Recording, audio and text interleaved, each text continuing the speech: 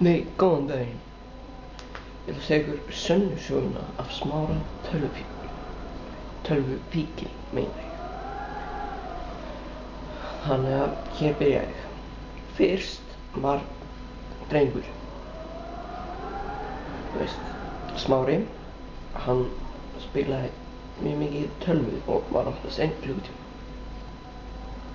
Þessu tilviki þá var hann lengur og það var til að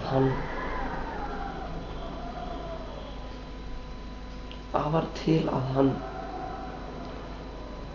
fekk alvarlegan sjúkdóm sem kemur úr kakómalti.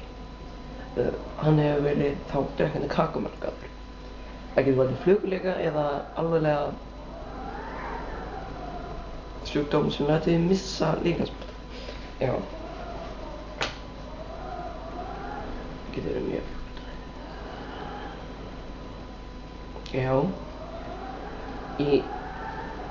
Þetta er miklu betri endurgerð heldur en hinnar. Já. Þessi útskýrir mér það. Og er betri. Því ég er betri.